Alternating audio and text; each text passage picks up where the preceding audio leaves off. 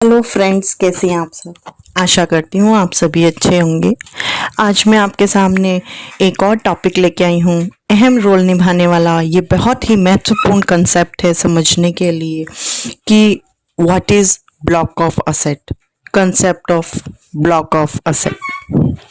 इसको समझने के लिए मैंने आपको बोला था कि फिक्स्ड असेट का समझ में आना बहुत ज़रूरी है, क्योंकि उसमें टेंजिबल असेट्स, इनटेंजिबल असेट्स को समझना काफ़ी ज़रूरी है। तभी हमें समझ में आता है कि ब्लॉक ऑफ असेट्स में कैसे काम किया जाता है, कैसे शेड्यूल्स और हमें बनाने पड़ते हैं। चलिए स्टार्ट करते हैं वीडियो को। और वीडियो को स्टार्ट करने से पहले मैं आपसे एक रिक्वेस्ट करना चाहूँगी, अगर आप मेरे चैनल के नए व्यूअर हैं तो सबसे पहले मेरे चैनल को सब्सक्राइब कर लीजिए, ताकि मेरी हर नई वीडियो की नोटिफिकेशन आपके पास आती रहे और आप किसी भी कंसेप्ट से चूके नहीं। चलिए और स्टार्ट करते हैं हम अपनी वीडियो को, ब्लॉक ऑफ असेट्स को। Concept of block of asset क्या कहता है? Depreciation on block of asset is mainly charge for the purpose of computing capital gains और business profit and loss. Depreciation जो है वो ब्लॉक ऑफ असेट्स में mainly charge तभी किया जाता है, उसका पर्पस जब ही है जब हम कैपिटल गेन्स और बिजनेस के P&L को जांचते हैं। Individual assets are sorted and assigned to the relevant block of assets in the year of purchase itself, based on terminology prescribed under income tax like land and building, plant and machinery, motor vehicles, furnitures and fixtures. It may be noted that depreciation cannot be claimed for individual assets under income tax due to existence of concept of block of assets. However, an individual assets can create a block of asset for the purpose of income tax. Different rates of depreciation have been prescribed under income tax for different types of block of assets. Accordingly, the WDV is worked out for each block of assets. तो ये क्या कहता है? ये कहता है जब भी किसी संपत्ति के डेप्रिसिएशन की छूट ली जाती है तो सबसे पहले संपत्ति को इसके नेचर के हिसाब से ब्लॉक में ट्रांसफर किया जाता है। असेट्स को उनके नेचर के हिसाब से निम्न प्रकार के 2 ब्लॉक्स में डिवाइड किया जाता है। वो कौन कौन से हैं? मैंने आपको बताया था फिक्स्ड असेट्स होते हैं। फिक्स्ड असेट्स के टेंजिबल असेट्स और इनटेंजिबल असेट्स। टेंजिबल असेट्स कौन कौन से टेंजिबल असेट्स होते हैं? इसमें बिल्डिंग, मशीनरी, प्लांट, फर्नीचर को शामिल किया जाता है। किसमें? टेंजिबल असेट्स में। और इनटेंजिबल में इसमें how, no, patent, copyrights, trademarks, licence, franchises या इसी तरह के किसी बिजनेस या कॉमर्शियल अधिकार को शामिल किया जाता है। तो ये क्या कहलाते हैं? Intangible assets. संपत्ति को टेंजिबल या इनटेंजिबल असेट्स के ब्लॉक में बांटने के बाद इनको आगे एक डेप्रिसिएशन वाली संपत्ति में हम डिवाइड देते हैं। ठीक है, डिवाइड किया जाता है। जैसे कि यदि आपकी कोई असेट है, उस पे डेप्रिसिएशन रेट लगेगा 15%, तो इस 15% डेप्रिसिएशन ब्लॉक वाली संपत्तियों के साथ ही दिखाया जाएगा, ना कि एक आप असेट पे लगाएंगे। इसे हम क्या कहेंगे? ब्लॉक ऑफ असेट पर लगा है। इनकम टैक्स एक्ट में किसी भी संपत्ति पर डेप्रिसिएशन को जो हम कैलकुलेट करते हैं ना, फिक्स्ड असेट रेट बताई जाती है कि इस रेट से लगेगा। इसी रेट के हिसाब से कोई पर्सन डेप्रिसिएशन कैलकुलेट कर सकता है। अगर कोई पर्सन सही रेट से डेप्रिसिएशन कैलकुलेट नहीं करता है तो उसे गलत रेट से कैलकुलेट किए गए डेप्रिसिएशन की छूट नहीं दी जाएगी, क्योंकि इनकम टैक्स एक्ट के हिसाब से हमें दी जाती है। अच्छा, अब आपको पता है कि मैं आपको बताऊं कि इनकम टैक्स ये जो है ने लॉ मेकर्स ने ये कब बनाया, ब्लॉक ऑफ असेट?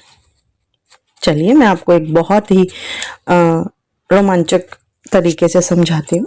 1988 और 89 से पहले के कॉन्सेप्ट में क्या था असेट्स के साथ, असेट्स को भी सिंगल असेट कंसेप्ट में रखा गया था। सिंगल असेट कंसेप्ट क्या होता है? सिंगल असेट्स कंसेप्ट होता है, जैसे मान लीजिए हमने एक चेयर परचेज करी, या हमने परचेज किया मशीनरी, या हमने लैंड एंड बिल्डिंग, फर्नीचर, या कोई भी इंटेंजिबल असेट को हमने परचेज किया, तो हम क्या करेंगे, उसको chair account debit to cash, machinery account debit to cash, land account debit to cash, इस तरीके से हम उसे अपना ट्रांजैक्शन कर देते थे। तो इस तरीके से ऐसे में क्या होता है कि अकाउंट्स बनते चले जाएंगे, और हर एक का अकाउंट बनाना जरूरी है। ट्रांजैक्शन तो हुई है ना, ट्रांजैक्शन के साथ हमारी चेयर की एक अलग अकाउंट बन गया, मशीनरी का एक अलग बन गया, लैंड का एक अलग बन गया, तो हमारे पास कितनी सारी तो बुक्स ही हमारे पास इकट्ठी हो जाएगी अगर हम बुक्स में मेंटेन करेंगे, या हमारे पास अकाउंट्स मेंटेन हो जाएंगे इतने सारे जिनको हम टैली कर नहीं पाएंगे। तो क्या होता है, बैलेंस शीट में फिक्स्ड असेट्स लिखी जाती है। तो फिक्स्ड असेट्स में क्या होता है ये पता होना बहुत जरूरी है, इसीलिए मैंने आपको फिक्स्ड असेट्स की पहले वीडियो बनाई थी। उसमें यही समझाना मेरा अहम था कि आपको एक एक चीज का पता लग जाए, टेंजिबल और इंटेंजिबल में, क्योंकि पता होना जरूरी है उसके साथ, क्योंकि हमें शेड्यूल्स वगैरह, एक्सेस वगैरह इसमें बैलेंस शीट में फिक्स करने होते हैं। अब बैलेंस शीट फिक्स एसेट क्या है, अलग अलग इसके शेड्यूल्स बनाते हैं, जिसमें हम अलग अलग पॉइंट्स में लिखते हैं कि ये हमारे इंटेंजिबल असेट्स हैं, ये हमारे टेंजिबल असेट्स हैं। इस तरीके से हमने अपनी बैलेंस शीट मेंटेन करते हैं। तो गवर्नमेंट ने टैक्स ऑफिसर्स के सामने, मीन्स टैक्स ऑफिसर्स ने एक लॉ मेकर्स के सामने ये बात रखी, भाई 1988 की बात कर रहे हैं हम, कि हम जो हैं डेप्रिसिएशन को सही से चेक नहीं कर पा रहे हैं, इतने सारे कागज होने के कारण, या क्योंकि आजकल तो बहुत आसान हो गया डिजिटल के थ्रू, लेकिन डेप्रिसिएशन को उस जमाने में इतने सारे कागज के थ्रू नहीं किया जा सकता था। पढ़ना, अगर एक मान लीजिए 60-70 हजार की, या 60-70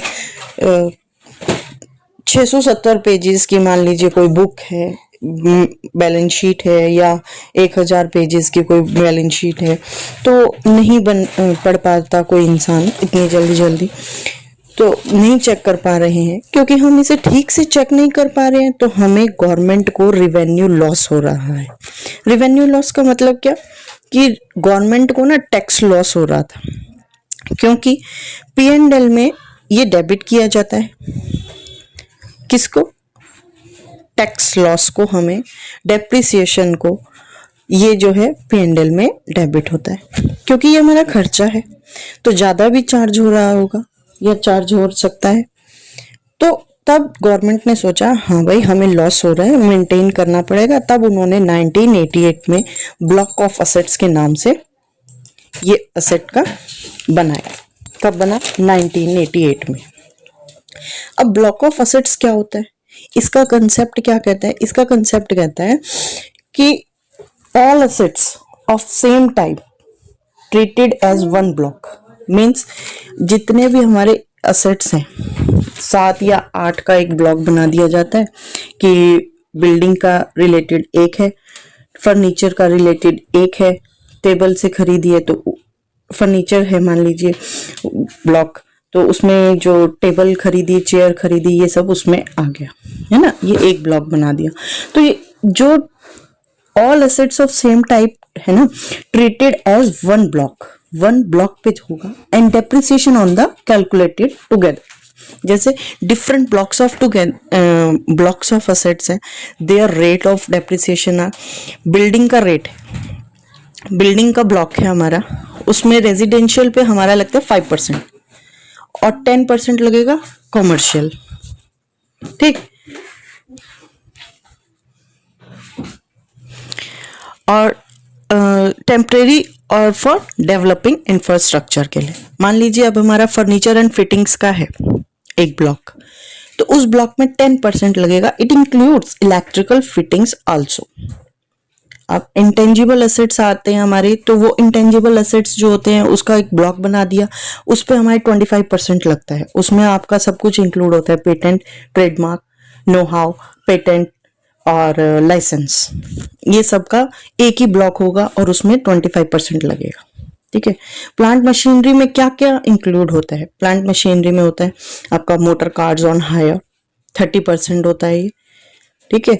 45% भी होता है, लेकिन अगर वो परचेज की गई है 23 अगस्त 2019 से 31 मार्च 2020 के बीच।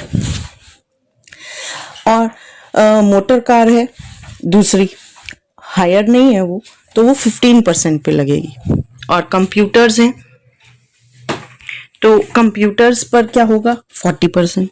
बुक्स हैं, तो ये अलग अलग परसेंटेज दिए जाते हैं हमें, तो कि जो हमारे इनकम टैक्स ने हमें डिफरेंट टाइप के दिए हैं, ये कि इस हिसाब से हमें डेप्रिसिएशन चार्ज करना है।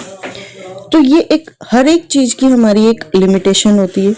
तो हमारे को बैलेंस शीट में जो छूट हुई है, तो इसी तरह से बनाएंगे हम। तो जो ये लिमिटेशंस हैं वो हर एक चीज की हमारे पास होती है, तो यहाँ पर भी थोड़ी बहुत हमारे को लिमिटेशंस दी है उन्होंने। लिमिटेशंस मीन्स कि असेट्स जो हमने खरीदी है ना, उस पर डेप्रिसिएशन लगाया, लगाने के बाद जो वैल्यू बची उसे हम रिटर्न डाउन वैल्यू कहते हैं। डेप्रिसिएशन की कैलकुलेशन में कब लगाना है, कब नहीं लगाना, ये एक प्रोजेक्ट की लाइफ या फिर एक प्रोडक्ट की ब्लॉक की लाइफ पर डिपेंड करता है। वो है, मान लीजिए 5 साल है, तो पहले साल लगा, दूसरे साल लगा, तीसरे लगा, चौथा लगा, तो 5वें में मान लीजिए हमने पहले दिन हमने बेच दी है, तो उस पर लगाना चाहिए कि नहीं लगाना चाहिए। Beginning of block of assets में कितना बचा है, कितना नहीं है। व्हीकल्स ब्लॉक है, तो मान लीजिए अब व्हीकल्स ब्लॉक है, उसमें हम एक एक कार पर नहीं लगते हैं, एक एक कार पर नहीं लगाते हैं ब्लॉक पर डेप्रिसिएशन चार्ज करते हैं, पूरे व्हीकल ब्लॉक ऑफ असेट पर लगाते हैं। Company act, income tax act यही कहते हैं कि उनके अपने अपने रूल होते हैं। ठीक है। उन्होंने अपना रूल बनाया है कि इस पर करना है। यहाँ हम बात कर रहे हैं ब्लॉक ऑफ असेट्स की, तो जो एप्लीकेबल होगा ब्लॉक ऑफ असेट्स की उसमें हम देख रहे हैं। तो इनकम टैक्स एक्ट केवल रिटर्न डाउन वैल्यू मेथड को ही फॉलो करता है। ये एक बहुत ही इंपॉर्टेंट बात है, समझ में रखनी, याद रखने वाली बात है कि केवल जो हमारा इनकम टैक्स एक्ट है वो केवल return down value WDV method को ही यूज करता है। किसी भी मेथड से आ जाएगा, हमारा डेप्रिसिएशन लगाया तो वैल्यू तो आएगी, लेकिन जो इनकम टैक्स एक्ट है वो हमारा WDV को ही फॉलो करता है। तो जो वैल्यू बचेगी उसे हम क्या बोलते हैं? WDV। किसमें बचेगी? डेप्रिसिएशन लगने के बाद। WDV मेथड किसे कहते हैं हम? रिड्यूसिंग या डिमिनिशिंग। ये आईटी जो एक्ट बना था उसमें फॉलो किया जाता है। WDV मेथड को हम रिड्यूसिंग या डिमिनिशिंग मेथड भी बोलते हैं। तो मान लीजिए सेल ऑफ असेट्स हमने करी है इन केस ऑफ ब्लॉक में, तो if all the assets in the block sold, तो ब्लॉक सीज टू एग्जिट। ठीक है, हेंस नो डेप्रिसिएशन चार्ज। तो ये क्या होगा? शॉर्ट टर्म कैपिटल गेन और लॉस जो हुआ वो कंप्यूट करके निकलेगा। If someone assets exist in block, ठीक है, depreciation is computed on remaining value opening plus purchase minus sale if any, no capital gain and losses computing। तो ये मैं आपको क्या बताना चाह रही हूं कि असेट्स थी, डेप्रिसिएशन लगाया, वो WDV बनी नेक्स्ट डे। कैसे? देखिए, ओपनिंग WDV बनी नेक्स्ट डे। आज हमने वो सेल करी, तो परचेज करी हमने। एक्चुअल असेट्स को हमने जो परचेज किया वो हमारी एक्चुअल कॉस्ट।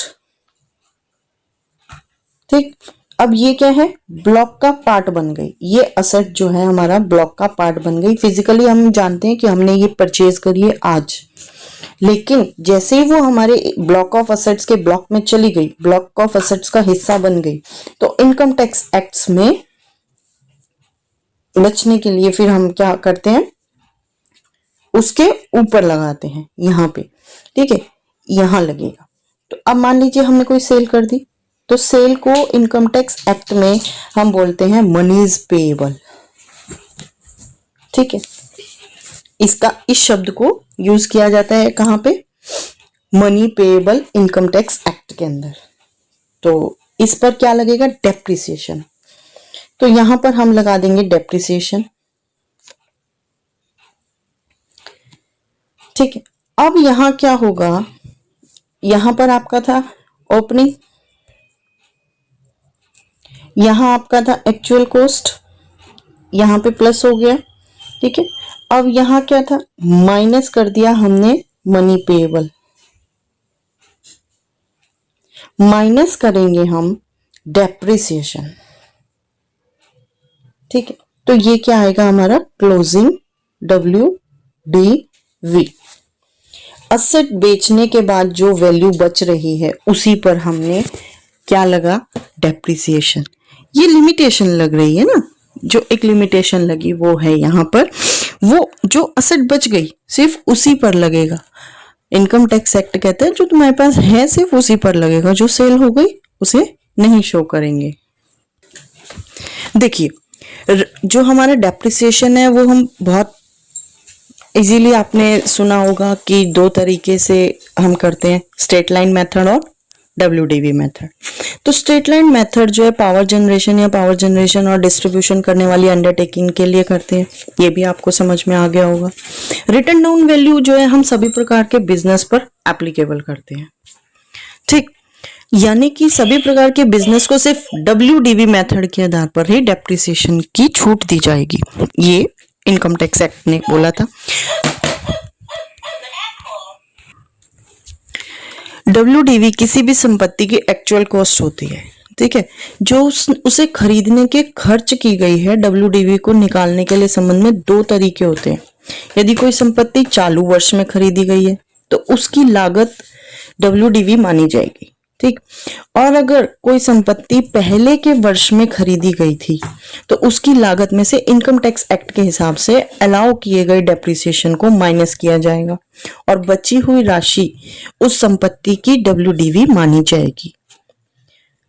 180 दिनों का नियम तब एप्लीकेबल होता है जब कोई संपत्ति किसी वर्ष के दौरान खरीदी जाती है और उस संपत्ति का उपयोग उस वर्ष के 180 दिन से कम के लिए किया जाता है। यदि किसी संपत्ति को 180 दिनों से कम के लिए किसी वर्ष के लिए उपयोग किया जाता है ना, तो उस असेट्स को पूरे वर्ष के डेप्रिसिएशन की छूट का लाभ नहीं मिलता है। लेकिन यह नियम सिर्फ नई संपत्ति के खरीदने पर ही लागू होता है, ठीक है। यदि कोई असेट्स पिछले वर्ष काम आई थी लेकिन इस वर्ष 180 दिन से कम काम आई थी तो ये नियम लागू नहीं होता है। मैं आपको एग्जांपल्स करके दिखाऊंगी, लेकिन अभी आप थ्योरी पोर्शन को ध्यान से सुने और ध्यान से इन टिप्स को दिमाग में फिट कर लीजिए कि हमें जब प्रैक्टिकल क्वेश्चन करेंगे ना तो आपको ये बिल्कुल आसानी से समझ में आ जाना चाहिए कि हमने ये थ्योरी पोर्शन में पढ़ा है। चलिए देखिए, इसलिए यदि कोई संपत्ति इस वर्ष खरीदी जाती है तो 180 दिन से कम समय के लिए काम में ली जाती है तो उस असेट को पूरे रेट से डेप्रिसिएशन नहीं देकर उस रेट के 50% से कैलकुलेट किया जाता है, ठीक है। मान लीजिए हमने एक फर्नीचर खरीदा दिसंबर 2020 में, ठीक है। अभी 20 आया नहीं है लेकिन चलिए 2019 लिख लेते हैं। फर्नीचर परचेज किया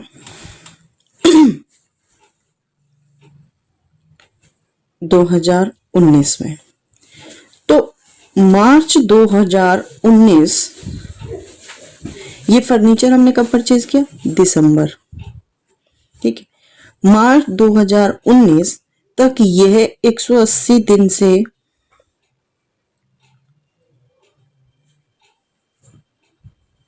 180 डेज से कम काम आएगा।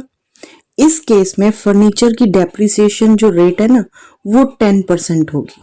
कितनी परसेंट है, तो 180 दिन का नियम लागू होने के कारण जो हमारी रेट हो जाएगी 50%, वो 10 का क्या बन गया 5%। तो ये रेट से जो है डेप्रिसिएशन की छूट दी जाएगी, ठीक है, क्योंकि मार्च में बनता है हमारा फाइनेंशियल ईयर और हमने कब खरीदा, दिसंबर 2019। तो ये हमारा 180 दिन से कम का हुआ। डेप्रिसिएशन के संबंध में ये हमारा जो मैंने समझाने की कोशिश करी है। अगर आपको अच्छा लगा हो तो ज़रूर लाइक करें, शेयर करें ज़्यादा से ज़्यादा, और आशा करती हूँ कि आपको ये ब्लॉक ऑफ असेट समझ में आ गया होगा। चलिए, मैं अलविदा होती हूँ और आपको एक नई वीडियो के साथ सामने आऊँगी। Thanks for watching my channel. मैं डॉक्टर प्रियंका गौड़ एक बार फिर आपके सामने आऊँगी नई वीडियो के साथ। थैंक्स।